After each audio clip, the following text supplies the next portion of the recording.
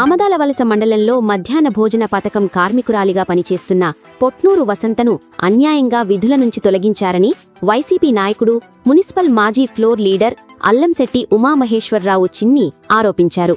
Gate ప్రాథమిక పాఠశాలలో పనిచేస్తున్న ఆమెను నిబంధనలు పాటించకుండా మానసిక వేధింపులకు గురిచేసి విధుల నుంచి తొలగించారని పేర్కొన్నారు. పేద కుటుంబానికి చెందిన వసంత జీవనోపాధిని కోల్పోయే పరిస్థితి ఏర్పడిందని ఆవేదన వ్యక్తం చేశారు. ఆమెకు జరిగిన అన్యాయంపై దశలవారీగా ఉద్యమం చేపడతామని, న్యాయం జరిగే వరకు అండగా నిలుస్తామని స్పష్టం చేశారు. ఈ సందర్భంగా బాధితురాలు వసంత కూడా తనకు జరిగిన అన్యాయాన్ని మీడియా ముందు వివరించారు. నా పేరు ఉమామహేశ్వరరావు. నేను ఈ మున్సిపల్ కౌన్సిలర్గా ఈ వార్డులో పనిచేశాను. ఇప్పుడు ఈ సమస్య బాధితురాలు పొట్నూరు వసంత కుమారి ఈవిడి ఎవరైతే ఫిర్యాదు చేశారో ఎజెండాలో తీర్మానం రాశామని చెప్పే వ్యక్తి పేరు, ఈమె పేరు పూనరాణి. ఆమె ఒక ఎస్ఎంసీ సభ్యురాలు గుడ్డు సంతోష్ కుమారి. ఈ పరిచయ కార్యక్రమం.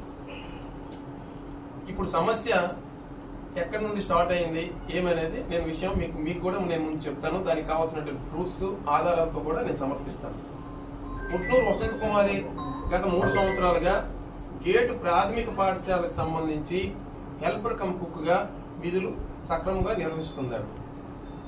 ఆవిడ సక్రమంగా నిర్వహించట్లేదని చెప్పి చట్టబద్ధమైనటువంటి విధానాలు పాటించకుండా అన్యాయంగా ఆవిడని తొలగించారు. దాని మీద మా యొక్క ఎక్స్ప్లెనేషన్ చెప్తాం. ఈ స్టోరీ ఏంటంటే అధికారులు చూపించిన రికార్డుల ప్రకారం ఏ రకంగా చూపించారు అనేది మీకు ఇక్కడ సమగ్రంగా నేను చెప్తాను. దానికి ఏం జరిగింది అనేది కూడా నేను సమగ్రంగా ఆధారాలతో చూపిస్తాను. అధికారులు చూపిన రికార్డుల ప్రకారము గొల్లపల్లి నందిని, కోనరాణి అనే వ్యక్తులు పొట్నూరు వసంత కుమారి విధులు సక్రమంగా నిర్వహించట్లేదని చెప్పి ఆమెను తొలగించడానికి ఎస్ఎంసీ తీర్మానం పాఠశాల హెచ్ఎంగా చేసి ఉన్నారు. పాఠశాలకు సంబంధించి గేట్లో హై స్కూల్ ఉంది, ప్రాథమిక పాఠశాల ఉంది. ప్రాథమిక పాఠశాలకు సంబంధించి 6 మెంబర్లు ఉన్నారు, ఎస్ఎంసీ మెంబర్లు. అందులో 2 వ్యక్తులు గైహాజరైనారు. రికార్డులో చూపిన ప్రాప్తికి 4 సంతకాలతో రికార్డులు చూపించి ఆమెను తొలగించి ఎంఈఓ గారికి పంపించడం జరిగింది. ఎంఈఓ గారు, హెచ్ఎం గారు ఫిబ్రవరి 8వ తేదీన పొట్నూరు వసంత కుమారిని ఎందుకు తొలగించకూడదు అని నోటీస్ ఇచ్చున్నారు. దానికి ఆమె కూడా నోటీస్ ప్రాప్తికి సమాధానం చెప్పి ఉందన్నమాట.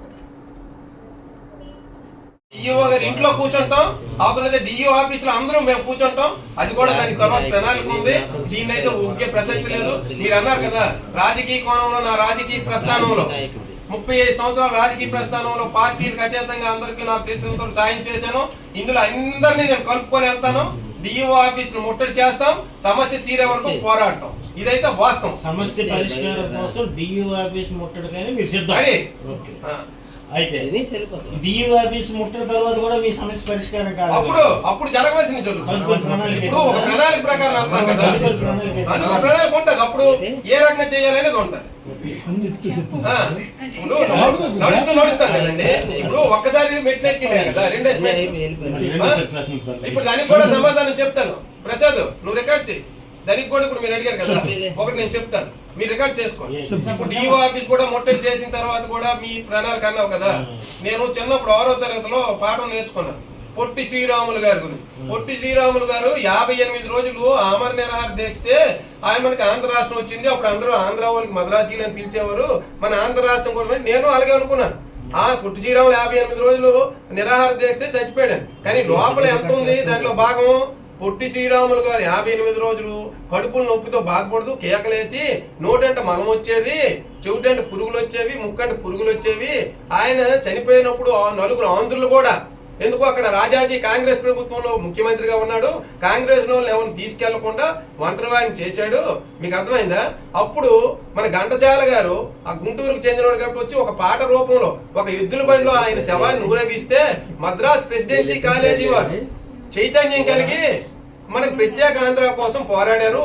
అదే సందర్భంలో టంగుటూరు ప్రకాశం పంతులు కూడా గుంటూరు నుండి రైల్వే స్టేషన్ సమీపంలో దిగి ఆ శవయాత్రలో పాల్గొని ఇంతటి అవమానము అంటే ఆంధ్రులకి తిట్టారాని తిట్లో తిట్టి ఇటువంటి ఆంధ్రుల కోసము నువ్వు అసువులు అర్పించిన శ్రీరాములు అని చెప్తే అప్పుడు మద్రాస్ ఏటైంది, దహనకాండ అయింది.